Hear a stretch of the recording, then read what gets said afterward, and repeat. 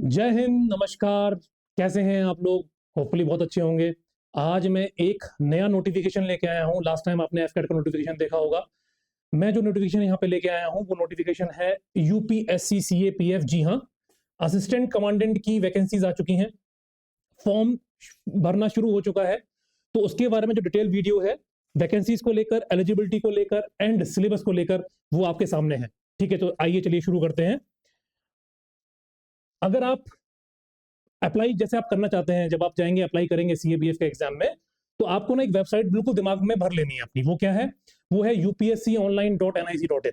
आप इस पे जाइए और जब आप जाकर इस पर लॉग इन करेंगे तो आपको चौथे नंबर पे ये वैकेंसीज का नोटिफिकेशन आपको दिखना शुरू हो जाएगा।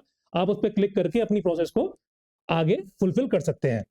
ठीक है, अब देखिए इसमें क्या है ना, एक बड़ा अच्छा नाम हमारे सामने आ रहा है, वो है URN profile. Universal registration number है आपका ये। आपको, आप चाहे एनडी का एग्जाम दे रहे हो, चाहे सीडीएस का एग्जाम, चाहे यूपीएससी का कोई भी एग्जाम आप फिल कर रहे हो, आपको ना सबसे पहले अपना यूआरएन प्रोफाइल तो बनाना पड़ेगा। और उसको बहुत सोच समझ के बनाइएगा, क्योंकि उसके अंदर एडिट करने की पॉसिबिलिटी सिर्फ लाइफ में एक बार है। हाँ, बहुत सिक्योर है। पहले वो ओटीआर के फॉर्म में आया करता था, जिसे हम वन टाइम रजिस्ट्रेशन कहते थे। अब ओटीआर को चेंज करके यूआरएन कर दिया गया है। तो बहुत सोच समझ के अच्छे से जाके उसको आपको फिल करना है और एक बार में ही सारी डिटेल्स सही भरनी है आपको। ठीक है, अब देखिए सेकंड जो चीज है ना इसके अंदर, वो है आपका लाइव फोटो कैप्चर। अब ये क्या चीज है? देखिए ये चीज है ना, बहुत पहले से आईएएम्स के पेपर में तो चल रही है, लेकिन यूपीएससी ने भी शुरू कर दी है। बहुत जरूरी चीज है। आपको अपनी एक फिजिकल फोटो तो अपलोड करनी ही पड़ेगी। साथ साथ आप जिस कंडीशन में सामने बैठे हो, तो मैं आपसे ये कहूंगा अच्छे से कंडीशन में बैठिएगा, प्रॉपरली शेव वेव करके, क्योंकि वो फोटो जाने वाली है आपकी। आप जिस कंडीशन में बैठे हो उस कंडीशन में आपका एक लाइव फोटो कैप्चर होगा जब आप फॉर्म फिल कर रहे होंगे। तो आपको उसमें करना क्या है? आपको अपना 75% ऑफ जो हिस्सा है फेस का, वो आपके सामने रहेगा, वो अपलोड करना है बहुत ही क्लैरिटी के साथ। यानी कि आपका जो फिजिकल फोटो है वो क्लैरिटी के साथ अपलोड होना चाहिए। प्लस आपका जो लाइव फोटो जो सामने आप फॉर्म फिल कर रहे हैं कैप्चर हुआ है, वो भी बहुत क्लैरिटी के साथ आपको अपलोड करना है। और यही है आपका क्या? यही है आपका लाइव फोटो कैप्चरिंग। ठीक है ना? अब आपको उसमें एक चीज और करनी है सर, आपको अपने ना सिग्नेचर को अपलोड करना है। अब उसका तरीका क्या है? एक A4 साइज का व्हाइट पेपर लेना। उस व्हाइट पेपर के ऊपर आप 3 बार अपने सिग्नेचर करेंगे, एक के नीचे एक। जैसे मेरा नाम है अर्जित, तो मैं अर्जित सिग्नेचर करूंगा, उसके नीचे एक बार अर्जित और करूंगा, उसके नीचे एक बार अर्जित और करूंगा। ये आपको 3 बार सिग्नेचर करने हैं और उन सिग्नेचर्स को फिर आपको अपलोड करना है जैसा कि इंस्ट्रक्शंस में लिखा हो वैसा ही। बहुत इजी इंस्ट्रक्शंस है, इजीली अंडरस्टैंडेबल है, आप आसानी समझ सकते हैं उनको। ठीक है ना? अब देखिए, अब इसमें जो समझने वाली चीज है वो ये है कि सर सबसे इंपॉर्टेंट चीज क्या है? सर नंबर ऑफ वैकेंसीज कितनी है। देखिए जैसा कि आप जानते हैं, जो सीएपीएफ का एग्जाम है ना, सीएपीएफ के एग्जाम में टोटल मिला के 7 जगह वैकेंसीज आती हैं, लेकिन वैकेंसी इसमें आपको सिर्फ 5 नजर आ रही होंगी। 2 वैकेंसी जो उसमें नहीं है बेटा, वो है असम राइफल्स की एंड एनएसजी, मतलब नेशनल सिक्योरिटी गार्ड की। ये वैकेंसी नहीं है। ये वैकेंसी इसलिए नहीं है क्योंकि डिबेटेबल है कि अभी हमारा जो असम राइफल्स है उसको डिफेंस मिनिस्ट्री के अंदर डाला जाए या फिर एमएचए के अंदर डाला जाए, यानी कि मिनिस्ट्री ऑफ होम अफेयर्स के अंदर डाला जाए। ये डिबेटेबल है। तो इसकी वैकेंसीज की अभी कोई डिक्लेरेशन नहीं आई है इन दोनों की वैकेंसीज की। ठीक है ना? आपको समझना ये होगा कि जो सीएपीएफ का एग्जाम है, या सीएपीएफ के जब आप सिलेक्शन लेके और असिस्टेंट कमांडेंट बनके जाएंगे तो आप होम मिनिस्ट्री के अंदर होंगे। और आप जो सीडीएस एनडी का एग्जाम देते हैं और उसके बाद जब आप ऑफिसर बनते हैं तो आप होते हैं मिनिस्ट्री ऑफ डिफेंस के अंडर। तो ये चीज आपको जानने की बहुत जरूरत है। सबसे ज्यादा जो वैकेंसी है ना वो बीएसएफ के अंदर है। मजा आ गया, सबसे ज्यादा वैकेंसी बीएसएफ के अंदर है। सेकंड नंबर पे सीआरपीएफ के अंदर है 106 वैकेंसी। आईटीबीपी ने 12 निकाली है। एसएसबी यानी कि सशस्त्र सीमा बल, एसएसबी वो वाला नहीं है सर्विस सिलेक्शन बोर्ड वाला, बेटा ये सशस्त्र सीमा बल है। एसएसबी में 53 वैकेंसी एंड सीआईएसएफ में 70 वैकेंसीज है। टोटल वैकेंसी हमारी कितनी है? 349। इसके नीचे एक चीज और लिखी हुई है बेटा, जो ये 349 वैकेंसीज है ये बढ़ भी सकती हैं, कम भी हो सकती हैं, लेकिन आपको इसमें कोई भी टेंशन लेने की जरूरत नहीं है, क्योंकि सर हमें तो सिर्फ एक वैकेंसी चाहिए, हमें सिर्फ एक पोस्ट चाहिए, बाकी वैकेंसीज और बच्चों को लेने दो। ठीक है, चलिए अब इसमें एक चीज और गौर करने वाली है कि इसमें ना ईएसएम यानी कि एक्स सर्विसमैन का ना कोटा होता है। वो कितना है भाई? वो है सर 10% कोटा।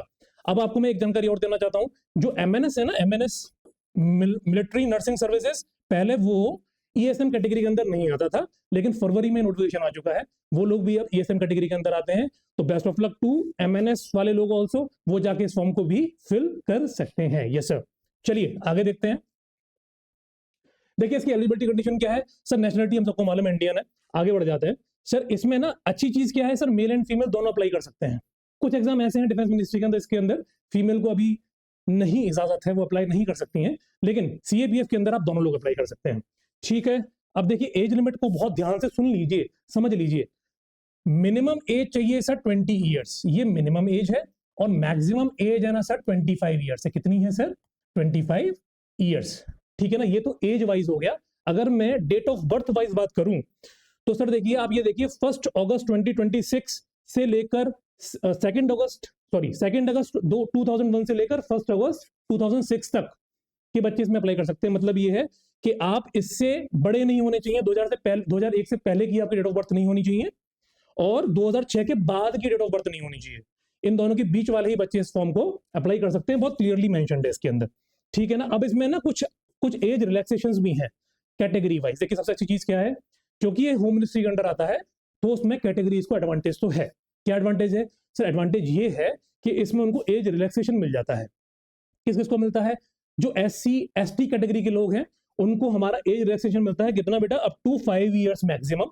जो OBC वाले हैं उनको 3 ईयर्स का एज रिलैक्सेशन मिलता है, और जो लोग गवर्नमेंट सर्विस में, सेंट्रल गवर्नमेंट सर्विस में सिविलियन जो लोग हैं, अगर वो भी अप्लाई करना चाहते हैं तो उनको भी 5 ईयर्स का रिलैक्सेशन इसमें मिल जाता है। तो बहुत ही शानदार चीज है, आप जाके फॉर्म जरूर फिल करें, एज की चिंता ना करें। ठीक, अब फीस की बात है, बहुत छोटी सी नॉमिनल सी फीस है यार, मात्र 200 रुपए। अभी मत कहना सर हमारे पास 200 रुपए भी नहीं होते हैं। बेटा जॉब ले रहे हो 1 ग्रेड की, 200 रुपए फिल करना कोई बड़ी चीज नहीं है। तो फीस कितनी है भाई? 200 रुपए। और इसमें भी रिलैक्सेशन दिया गया है, किसको? फीमेल कैंडिडेट्स को, SC ST को। OBC एंड आपका जो इकोनॉमिक वीकर सेक्शन जिसे EWS कहते हैं, उनको तो फीस पे करनी पड़ेगी बेटा। ठीक है ना, उनको तो फीस पे करनी पड़ेगी, बस female candidate and SC ST को उसमें रिलैक्सेशन है। ठीक है ना, कोई सा भी मोड चूज कर सकते हैं आप, इसमें सारे मोड लिखे हुए हैं, आप जाएंगे तो आपको वो दिख जाएगा। ठीक है ना, और फीस एक बार आपने पे कर दी तो 200 रुपए वापस नहीं आने वाले भाई, मान लो 200 गए हमारे। ठीक है ना, तो 200 तो आपको मिलेंगे ही मिलेंगे। ठीक, अच्छा आगे बढ़ते हैं, समझते हैं। देखिए sir last date of submission बहुत जरूरी होता है, क्योंकि देखो फॉर्म शुरू हो गया है फिल करना। लास्ट डेट समझना सर इसलिए जरूरी है क्योंकि जो लास्ट डेट है ना, उससे पहले ही आपको फॉर्म फिल करना है। लास्ट डेट का इंतजार बिल्कुल ना करें, क्योंकि फिर आती है सर्वर की प्रॉब्लम। सर सर्वर हैंग हो रहा है, सर मेरा फॉर्म नहीं फिल हो रहा है, सर मेरी फोटो अपलोड नहीं हो रही है। बेटा 50 तरह की चीजें मैं हमेशा बच्चों की सुनता हूँ, समझता हूँ, और एक ही बात हर बार कहता हूँ, वो बात मैं आपसे आज भी कह रहा हूँ। इस बात को बिल्कुल नोट के साथ लिख लो। कैसे नोट मार के लिखोगे इसको? कि सर 12 मार्च का इंतजार नहीं करेंगे हम, सर मार्च का भी इंतजार नहीं करेंगे हम, फैब में ही इस एग्जाम के फॉर्म को फिल करेंगे। अगर आप एक सीरियस कैंडिडेट हैं, अगर आप एक जुझारू, एक इंटेलिजेंट कैंडिडेट हैं, तो बेटा आप इस फॉर्म को फिल फैब में ही कर लेंगे, मार्च का वेट भी नहीं करेंगे। ठीक है ना, लेकिन फिर भी बता दे रहा हूं कि 12 मार्च इसकी लास्ट डेट है, और शाम के 6 बजे तक आप सारी अपनी फॉर्मेलिटी इस पे फिल कर लें। ठीक है जी, ओके। और एक बार आपने फॉर्म फिल कर लिया बेटा, विड्रॉ नहीं कर सकते, जैसे ND में कर सकते हैं ना विड्रॉ, इसमें वो फैसिलिटी नहीं है बेटा, आप विड्रॉ नहीं कर पाओगे उसमें। ठीक है जी, बात समझ में आ गई आपको? बिल्कुल आ गई सर। चलिए अब देखिए, अब इसमें थोड़ा सा बात कर लेते हैं कि सर पेपर में क्या क्या आता है। छोटी सी बात है बेटा, स्टार्टिंग में ना जिस दिन एग्जाम होने वाला है, और एग्जाम डेट क्या है 19 जुलाई डिसाइडेड है बेटा पहले से। 19 जुलाई को एग्जाम होने वाला है। 19 जुलाई को आपके 2 पेपर होंगे। पहला पेपर जो है वो क्वालिफाइंग नेचर का होता है।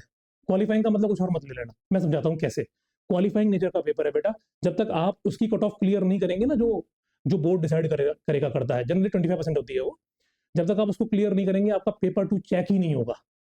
तो आपको पेपर 2 चेक कराने के लिए पेपर 1 को क्वालिफाई करना बहुत जरूरी है। और बेटा जिस बच्चे ने FCAT की तैयारी कर रखी हो, और जो बच्चा CDS की तैयारी और FCAT की तैयारी के बीच में हो, पेपर 1 क्वालिफाई करना उसके लिए बाएं हाथ का खेल हो जाएगा। ठीक है ना, अब इसकी तैयारी भी कैसे करोगे ना, ये मैं आपको आगे स्लाइड्स में समझाने वाला हूँ। बहुत आसान, बहुत ही इफेक्टिव तरीका, तो लास्ट तक आप मेरे साथ इस वीडियो में बने रहना। ठीक है जी, पेपर 1 हो गया सर क्वालिफाइंग नेचर का हो गया, पेपर 2 हो गया सर सब्जेक्टिव नेचर का हो गया। और दोनों पेपर बेटा एक ही दिन होने हैं, यानी कि 19 तारीख को दोनों पेपर होने हैं। पेपर 1 जो है ना वो होगा बेटा 10 से 12 बजे, यानी कि 10 बजे सुबह। अब थोड़ा पहले पहुंचना अपने सेंटर्स पे। 10 बजे से पेपर शुरू हो जाएगा, 12 बजे तक चलेगा, यानी कि 2 घंटे का पेपर है। और पेपर 2 बेटा 3 घंटे का है, वो 2 बजे से शुरू होगा, 5 बजे तक चलेगा। यानी कि आप 10 से 5 पैक हैं 19 तारीख को, यानी कि आप 8 बजे से शुरू होंगे और शाम के 6 बजे तक पैक हैं, ये मान के चलिए। ठीक है, अच्छा पेपर 1 में क्या क्या आता है बेटा, वो कहलाता है general ability intelligence test. 250 number का होता है, नेगेटिव मार्किंग जी है, 1/3 नेगेटिव मार्किंग है। 125 क्वेश्चन आएंगे, 250 मार्क्स के होंगे, और नेगेटिव मार्किंग है बेटा 1/3, यानी कि 0.6 इसकी नेगेटिव मार्किंग है। 1/3 नेगेटिव मार्किंग बहुत अच्छी होती है, फालतू के तुक्के नहीं लगाने, समझ लो बात को। ठीक है ना, हाँ बेटा ओके। तो जनरल एबिलिटी इंटेलिजेंस टेस्ट कहलाएगा, इसका डिटेल है ना आगे है, आगे देखेंगे। दूसरा पेपर जो है ना बेटा वो ऐसे कॉम्प्रिहेंशन ऐसा वाला पेपर है, उसमें 6 क्वेश्चन आने वाले हैं, 300 नंबर का होने वाला है। कोई नेगेटिव मार्किंग नहीं है, लेकिन बहुत अच्छे से देना पड़ेगा। 6 क्वेश्चन के अंदर अपने को काम करना है, तो सोच लो कि कितनी डिटेल में काम करना पड़ेगा। इस पर थोड़ा सा काम करना पड़ेगा बेटा, वो कैसे करना है उसकी जानकारी भी आगे आएगी आपके पास, ठीक है ना। ओके, चलिए पेपर 2 और पेपर 1 के बारे में जानकारी हो गई, हम आगे बढ़ते हैं। अब एक बार जैसे ही आपने अपना पेपर क्वालिफाई किया, उसके बाद आपका होगा फिजिकल एफिशिएंसी टेस्ट, जिसको हम फिजिकल स्टैंडर्ड टेस्ट भी कहते हैं। बेटा ये जो टेस्ट है ना आपका, उसके अंदर का क्राइटेरिया ये रहा, एक 100 मीटर की रेस है, एक 800 मीटर की रेस है, एक लॉन्ग जंप है और एक है आपका शॉर्ट पुट। तो जो मैन है वुमेन, उनके लिए कैटेगराइजेशन थोड़ा डिफरेंट है, दोनों की फिजिकल एफिशिएंसी सेम नहीं होती। आप जानते हैं मैन 30% ज्यादा फिजिकली स्ट्रांग होते हैं वुमेन से, तो बेटा कैटेगरी भी सेम नहीं है, तरीका भी सेम नहीं है, अलग अलग है। जैसे 100 मीटर की रेस जो है मैन में 16 सेकंड में करनी है, तो वुमेन में 18 सेकंड करनी है, और ये क्वालिफाइंग नेचर का है, तो बस आपको करना है इससे पहले, ठीक है ना। जो 800 मीटर की रेस है उसको करना है मैन को 3 मिनट 45 सेकंड में, और वही वो फीमेल में क्या है 4 मिनट 45 सेकंड, यानी कि 1 मिनट ज्यादा दिया जा रहा है फीमेल को। लॉन्ग जंप बेटा वो कितनी करनी है, 3.5 मीटर लॉन्ग जंप करनी है मैन कैटेगरी में, और 3 मीटर करनी है आपको वुमेन कैटेगरी के अंदर, ठीक है। और उसमें आपको करने के लिए 3 चांस दिए जाएंगे, स्टार्ट लाइन होती है, फिनिश लाइन होती है, स्टार्ट लाइन से पहले कूदना है, फिनिश लाइन के बाद गिरना है, तभी चांस काउंट होगा, ठीक है ना। हाँ, अच्छा नेक्स्ट देखो क्या है, शॉर्ट पुट। शॉर्ट पुट में 7.26 केजी, याद कर लीजिए, बड़ा शानदार नंबर है। 7.26 किलोग्राम का जो गोला होता है वो आपको फेंकना पड़ेगा बेटा 4.5 मीटर तक। इसमें भी आपको 3 चांस दिए जाएंगे। खुशखबरी की बात यह है कि जो वुमेन कैंडिडेट है उनको ये नहीं करना है, ठीक है ना, खुश हो जाओ, नहीं करना है वुमेन कैंडिडेट को, ठीक है। चलिए फिजिकल एफिशिएंसी टेस्ट समझ में आया आपको। आगे जो लोग फिजिकल एफिशिएंसी टेस्ट में क्लियर कर जाएंगे, समझ रहे हो ना, जो उसको क्वालिफाई कर जाएंगे, उन्हीं का क्या होने वाला है, पर्सनालिटी टेस्ट होने वाला है बेटा, यानी कि इंटरव्यू होने वाला है। और जो बच्चे हमारे तैयारी कर रहे हैं ना, एसएसबी में शानदार तैयारी करते हैं बेटा, एक बार आपने एसएसबी की तैयारी कर ली ना ढंग से, कोई भी इंटरव्यू नहीं करने वाला आपको, बहुत ईजी हो जाएगा आपके लिए, ठीक है। तो बेटा इसमें क्या होने वाला है, वो होगा आपका 150 मार्क्स का आपका एक इंटरव्यू होगा। 150 मार्क्स के इंटरव्यू में क्या होगा, उसमें आपको कोशिश करनी है मैक्सिमम नंबर अटेंड करने की। क्यों? क्योंकि जो फाइनल मेरिट बनेगी बेटा, उसमें आपके तीनों चीजें काउंट होने वाली हैं। कौन कौन सी? सर पेपर 1 के मार्क्स, पेपर 2 के मार्क्स प्लस इंटरव्यू के मार्क्स। अगर आप ऐड करें, मैथ्स अच्छी होगा जिसकी भी अच्छी हो, जो कि बहुत अच्छी है हमारे राजपूत सर की, ठीक है ना, तो कितना होगा देख लेना आप, 200 प्लस 300 प्लस 150, सर ऐड कर लेना, मुझे नहीं मालूम कितना होगा, आप देख लेना, ठीक है ना। ठीक है जी, आगे हम बढ़ते हैं। तो क्या है, मेडिकल स्टैंडर्ड टेस्ट। देखिए Indian air force, army, navy, air force, अगर मैं बात करूं मिनिस्ट्री ऑफ डिफेंस की, बेटा उसका मेडिकल स्टैंडर्ड टफ होता है, बिल्कुल सही बात है। लेकिन अगर आपको कोई चीज रेक्टिफाई करनी है अपने अंदर, तो बेटा उसके लिए टाइम अच्छा मिलता है वहां पे, मतलब 2 से 3 महीने भी मिल जाते हैं बच्चे को। लेकिन जो इसका मेडिकल होता है ना, इसका मेडिकल 24 घंटे के अंदर पूरा खेल कर देते हैं। मतलब एक बार आप गए मेडिकल कराने के लिए, 24 आपका मेडिकल एक बार हुआ, उसके बाद मतलब मेडिकल होने में टाइम लगता है, लगभग 6-7 दिन 10 दिन लग जाते हैं। लेकिन एक बार जब वो हुआ और आपके कोई प्रॉब्लम मेडिकल के रिलेटेड कोई निकल के आती है, उस कंडीशन में बेटा आपको सिर्फ 24 आवर्स मिलेंगे रेक्टिफाई करने के लिए, फिर नहीं मिलेगा। मुझे लगता है थोड़ा सा ठीक नहीं है प्रोसेस, पर क्या करें यार, यूपीएससी ने करा हुआ है, हम कुछ नहीं कर सकते उसमें। आपको इसी के हिसाब से मेडिकल के लिए प्रिपेयर होके जाना पड़ेगा, बिल्कुल सही। अब देखिए लास्ट है आपका फाइनल सिलेक्शन मेरिट। मेरिट मैंने बता दिया आपको, तीनों के मार्क्स ऐड होंगे, आपकी उससे मेरिट बनेगी, और उस मेरिट में प्लेस आने के बाद आपको वो 349 वाला आंकड़ा याद रखना है, क्योंकि इतने ही नंबर ऑफ वैकेंसीज हैं, उसके अंदर मुझे आना है सर, ठीक है ना। ओके, चलिए आगे बढ़ते हैं। अब देखिए ये सिलेबस के बारे में पूरी जानकारी है कि सिलेबस में क्या क्या चीजें हैं। मैं भी आपको ना यहाँ पे एक छोटा सा एक जिस्ट दे रहा हूँ कि क्या क्या सिलेबस के अंदर है। डिटेल वीडियोस का आपको आगे मिलेगा, अगर आप कमेंट सेक्शन में लिखेंगे सर डिटेल वीडियो चाहिए सिलेबस का, वो हम फिर आपके लिए आगे लेके आएंगे। लेकिन अभी समझिए इस चीज को। पेपर 1 के अंदर general ability and intelligence test है, इसके अंदर आपका जनरल मेंटल एबिलिटी आता है, जनरल साइंस आता है, current events national international affairs आते हैं, इंडियन पॉलिटी एंड इकोनॉमी बहुत जरूरी है, ये भी आता है, हिस्ट्री एंड ज्योग्राफी तो आपको पता ही है, ये तो आता ही आता है। पेपर 2 के अंदर जिसको हम general studies and essay and comprehension test कहते हैं, बेटा उसके 2 पार्ट होते हैं, part A and part B. Part A जो होता है उसमें आपको मिलते हैं ऐसे के क्वेश्चंस, वही हिस्ट्री और ज्योग्राफी से रिलेटेड मिलते हैं, और पार्ट बी में आपको मिलते हैं कॉम्प्रिहेंशन, मतलब इंग्लिश से रिलेटेड है बेटा, इंग्लिश स्ट्रांग होनी चाहिए। अगर इस पेपर को आपको क्वालिफाई करना है, पेपर 1 के लिए भी पेपर 2 के लिए भी बेटा इंग्लिश आपकी स्ट्रांग होनी चाहिए। और हाँ एक बात और, आप पेपर 2 के लिए जो लैंग्वेज स्पेसिफाई पहले करके चलेंगे उसी लैंग्वेज में आपको आंसर्स देने हैं। अगर आपने लैंग्वेज चेंज करी बेटा, पेपर आपका पेपर चेक नहीं होगा, आप डिस्क्वालीफाई हो जाओगे एग्जाम के लिए। तो ये बात बहुत ध्यान रखनी है अपने को, ठीक है ना। ठीक है सर, ओके आगे बढ़ते हैं। देखिए ये है हमारे आदरणीय राजपूत सर। अगर आपको मैथ से रिलेटेड कोई भी डाउट हो, then he is a GOAT of mathematics. अब गोट जिनको नहीं मालूम के लिए बता दूं, ग्रेटेस्ट ऑफ ऑल टाइम होता है, is a GOAT of mathematics. बहुत एक्सपीरियंस फैकल्टी हैं, बहुत बड़े बड़े प्लेटफॉर्म पे काम कर चुके हैं, लेकिन वो इस वक्त सोडा एकेडमी के साथ जुड़े हुए हैं। ये सोडा एकेडमी की भी खुशकिस्मती है कि सर हमारे साथ हैं। अगर आपको मैथ्स के रिगार्डिंग कोई भी डाउट हो, आप डेफिनेटली सर को अप्रोच करिए, एकेडमी को अप्रोच करिए, आपको सारे डाउट्स आपके क्लियर किए जाएंगे, PYQs वगैरह सबके फॉर्म में, ठीक है ना। अच्छा, और ये हमारे प्यारे शिवम सर, बहुत सारे लोग जानते होंगे और मैं कुछ कहूंगा इनके बारे में ये बुरा मान जाएंगे, तो आप समझिए बहुत प्यारे हैं हमारे शिवम सर, बहुत इमोशनल है शिवम सर, लेकिन उतने ही स्ट्रांग है कॉन्सेप्ट्स के अंदर, आप समझिए। और बहुत स्ट्रांग कैंडिडेट है हमारे, बहुत स्ट्रांग फैकल्टी है हमारी। तो हमारे शिवम सर जो है वो आपको बायो की क्लासेस अब इनकी चल रही हैं, आप जाके देख सकते हैं। दूसरा, अगर आपको हमारा जो एफर्ट है वो अच्छा लग रहा है, आप चाहते हैं ये प्रयास हम जारी रखें, तो इसके लिए आपको ना एक काम करना पड़ेगा सर, आपको ना हमारा टेलीग्राम चैनल सब्सक्राइब इसलिए करना पड़ेगा क्योंकि जो अभी मैंने बोला है ना, जितना भी सारा कुछ बोला है, उसका पूरा आपको PDF जो है टेलीग्राम चैनल पे मिल जाएगा। इसको आप जरूर आप सब्सक्राइब कर लीजिए। इंस्टाग्राम चैनल को भी सब्सक्राइब करिए हमारे, क्योंकि उस पर आपको सारे रिलेटेड जितनी भी हमारे आगे इन्फॉर्मेशन आने वाली है, बैच कब शुरू हो रहा है, कैसे कैसे कौन कौन सी चीज आ रही है, आपको इंस्टाग्राम पे मिल जाती है। और व्हाट्सएप चैनल को भी हमारे आप एक बार सब्सक्राइब कर लीजिए, ठीक है जी, ओके ठीक। अब ये हमारे इस तरह के बैचेस अभी रन कर रहे हैं, ये नेक्स्ट वीक का शेड्यूल है पूरा।